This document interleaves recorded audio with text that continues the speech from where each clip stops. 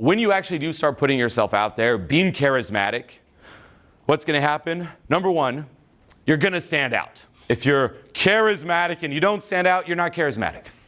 You're bland. So you're going to be charismatic, you're going to stand out. What happens when you stand out? You get attention.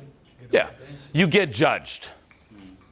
That comes with the territory. You're going to see eyes staring right at you. That's normal. Are people going to all judge you in a positive way? No. Some, maybe a lot, are going to judge you in a negative way. That comes with the territory. Being charismatic means you're going to be judged and there's going to be social pressure. If your intention is to avoid that, and that's sadly a lot of people, they want to be charismatic without the social pressure. They want to be charismatic without being judged. Right? It's like, well, Julien, what's the way to kind of sneak my way into being charismatic? And it doesn't work that way. The definition of being charismatic means there is social pressure. People do judge you. And funny enough, you being able to remain grounded and withstand the pressure is what also adds to the charisma. Guess what? Just me being able to be myself, be chill here in front of a crowd with the pressure where most people would crumble, adds to the charisma. Social pressure, A. You want to be the center of attention. You want to be whatever they call high value. You want to be the popular person. You want to be cool. You want to be charismatic.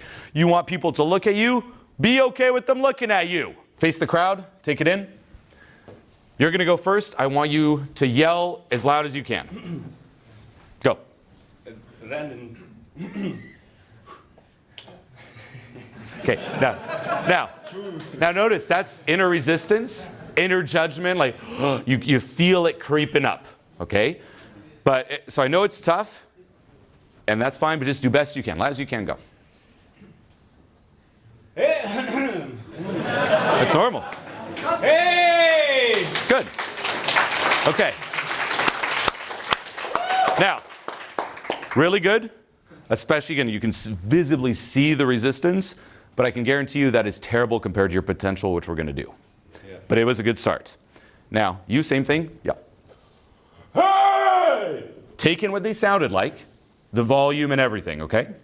And here's what you're going to do. You're going to yell again, then you're going to yell, and you're going to go back and forth. And each time, I want you to go louder than the other person. So if you do it, then you got to be louder. Then you got to do it louder than him and back and forth until we see that potential. So you go first. Hey! Hey! Hey! Hey! Hey! Hey! Okay, pause. You guys kind of stagnated at the same. Okay, now remember, you want to challenge yourself to go more. Okay? And what you'll see is when the other person goes louder, if you stagnate again, I'll do it for you, but when someone does go louder, you'll see them immediately. If they did it and nothing bad happened to them, it gives me permission to also be loud. Okay? You go first this time. But this time, again, challenge yourselves. Like, you're in a competition here. Who's going to win? Hey! Hey! Hey! Hey! Hey! Okay. That was a 6-7.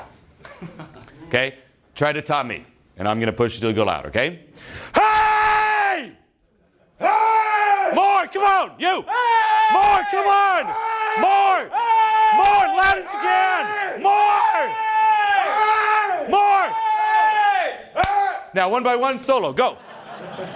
Sorry. Go, go, go. Hey!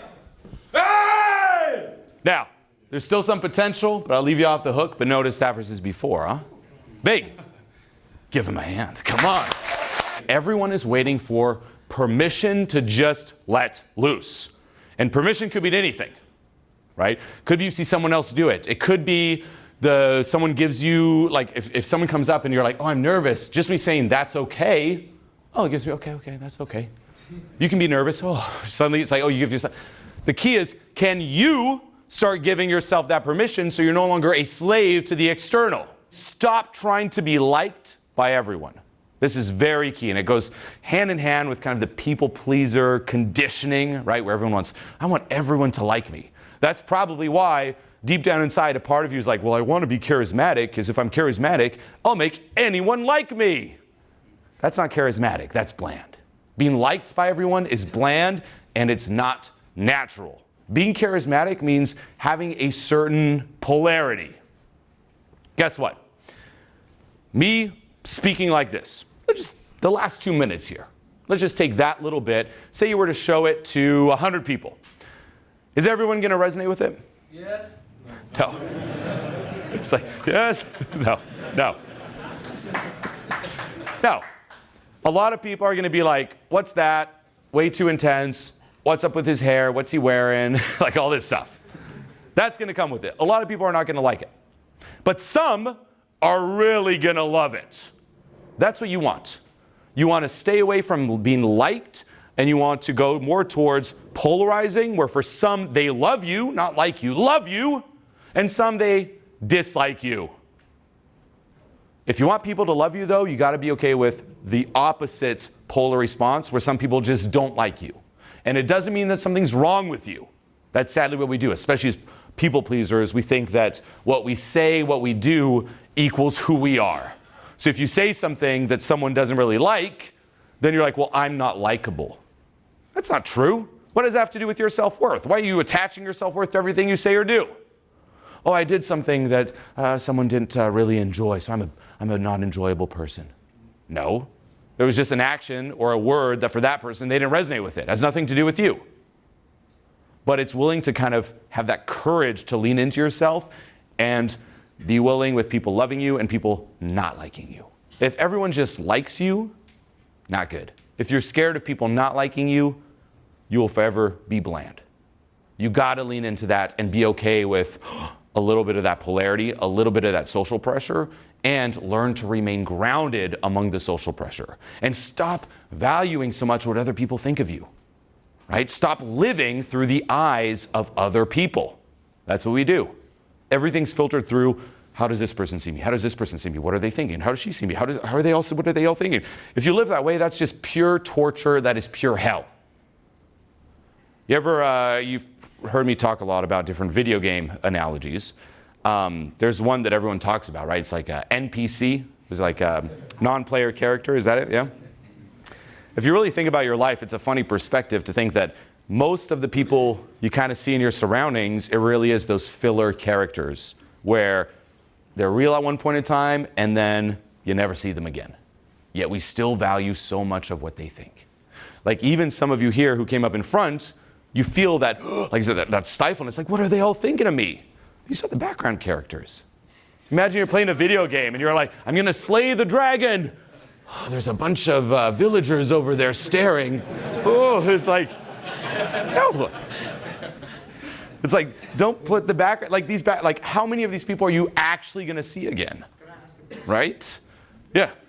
What if you just stop caring and you just don't even try to make a good impression anymore? That's another problem. So that is actually key. When you hear, and I love this question, thank you for asking. So you hear this, right?